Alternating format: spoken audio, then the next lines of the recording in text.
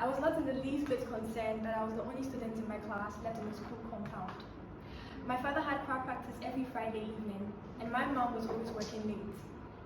I had told my two little brothers to start their homework 30 minutes ago, and now they were perched, the little one on top of the older one, passed out and breathing loudly.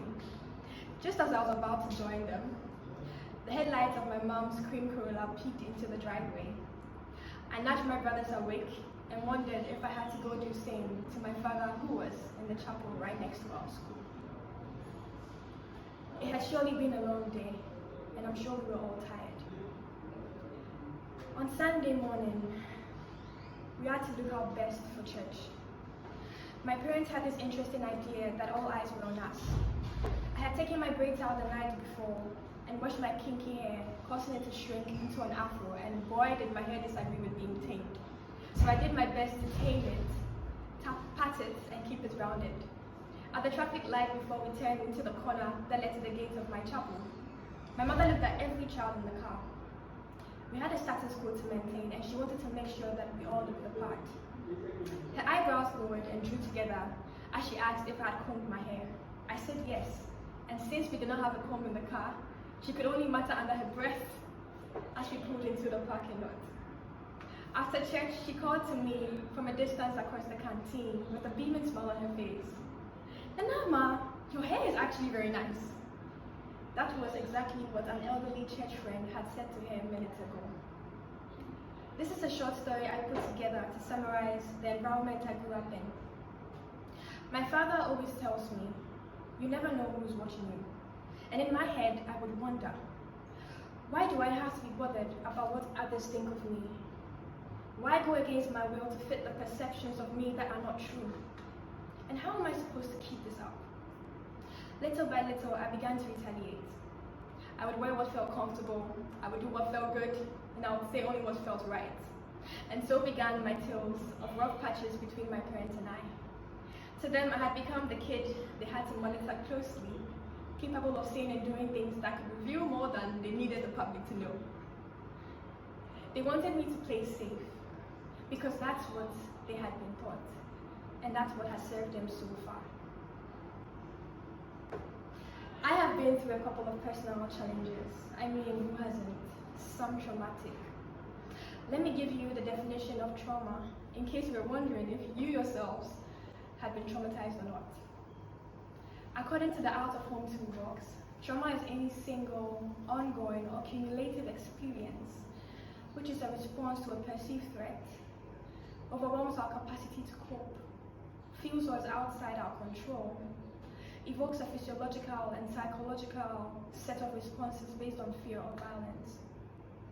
Now, how many of our African kids and parents have come to the conclusion that they may have been traumatized at least once or twice? Getting our asses whooped may have been out of our control when we were younger. Sometimes just waiting for them to come home, see the mess you had made, and punish you just to get it over with, overwhelmed your capacity to cope. Getting our asses beat was in itself a perceived threat to our well-being.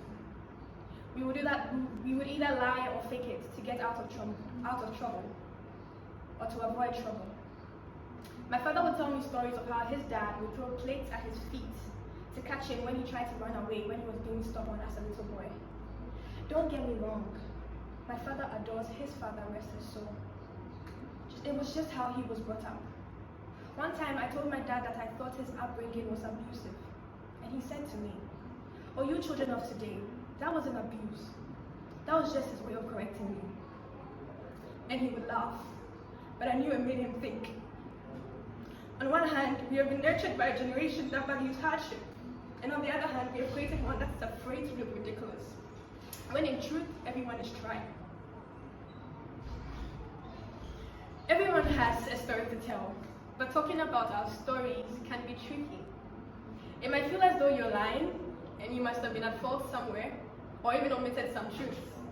We start thinking, am I being too much? I'm not too important anyways. No one would believe me. How could they? When they don't know what exactly you have been through. They were not there, and they do not feel what you felt. Is it really our place to talk about it? All of these thoughts and more run through our minds when we come face to face with the opportunity to talk about our experiences. We talk least about the things that we think about most. Most of the stuff we deal with are really our thoughts. Because we've seen rejection so often in our minds, it's almost difficult to avoid manifesting it based on our perceived realities. Wallowing in self-doubt, question our very existence, worrying about how others might react to our stories, to our truths. So really, how do we take our power back and talk about the things that matter most to us? And who do we even talk to? Knowing who to trust is very critical. Some of us have had traumatic experiences with people very close to us. People we looked up to, people we trusted. So we developed this understanding that no one can be trusted. Someone could genuinely be trying to help, find out what happened to you and how they could help you. And we would be in our corner thinking, who knows what trouble you're gonna get me into this time. Sometimes we cannot even talk to ourselves about how we feel and what we went through, let alone pick out the right words to narrate it to others. Saying your truth in raw and without filter may be a threat to the other parties involved. In cases where said parties are within your community and in close proximity to your physical, spiritual, and mental space, it can become a threat to you in the long run. At 23, I have lost someone dear to me, graduated late, had to move out, felt alone with literally nowhere to go. I have had a breast cancer scare, and I have been unsafe in my own home. All of these I felt I had to experience in silence and in fear of what people would say and how they would judge me. By finally opening up to a select group of honest and compassionate people, I slowly learned the value of vulnerability, giving people a chance to come in, practicing courage, and being held accountable. I learned how to stand up for myself, connect with people with similar stories, redefine friendship and family, open the floor for more conversations and hence more normalizations of the stigma behind talking about our traumas and even our joys, essentially talking about our stories. I also learned that to be set free from all the shackles that held my tongue, I had to be financially independent. And so I focused all my energy so hard on Elnak Recycle, a fabric waste management company that collects unwanted clothes and turns them into recycled fabric. It opened up my eyes to the issues others were facing, and I later realized that my experience with being silent opened up my heart to understand others who also had their troubles to deal with.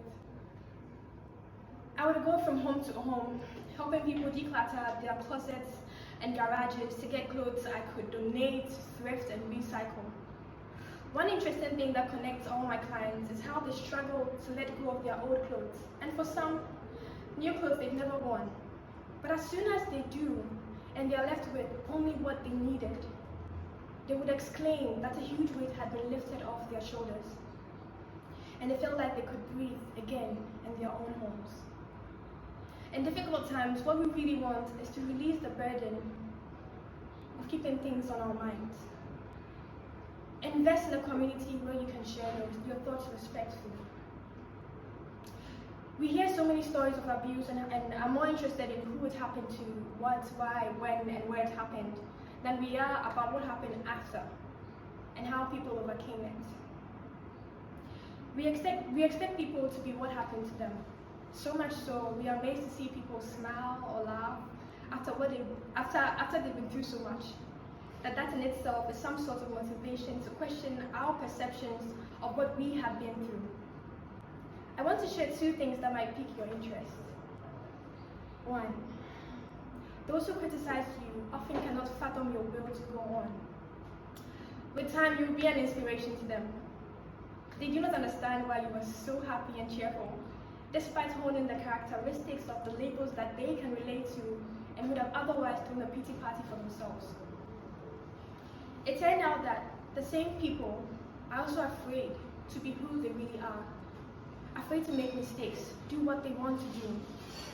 And what they wanted deep down was the same will that you have. Watching back, I wish I could just speak some sense into younger me. There were so many things I could have done to build my sense of self, make me happier, but I was so focused on the same blame, shame, fear, and doubt that I had let others rub off on me. What makes you different is always something someone else wants and has. but they need you to stand out so they too can boldly and simply be. 2. Self-acceptance is a looping process.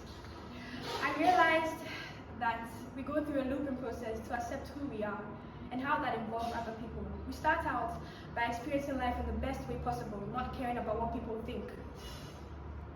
We're just spirits and souls enjoying what we were made to be. Then we become more aware of the voices all around us, and we get to experience society accepting or rejecting who we are, sometimes in whole, other times fragments of our personalities. Most of the times we feel we do not belong, and we develop the need to change so we can fit in. But after some time, we begin to realize, once again, the things that we love, that bring us joy and peace. And we have to choose to accept that. It's not up to us. And it's okay if people do not accept us as we are, or because we've been through some things. Where there is stigma, there's room for understanding. If you happen to see someone in a negative light because of a particular attribute or trait that they possess, you can ask yourself these questions.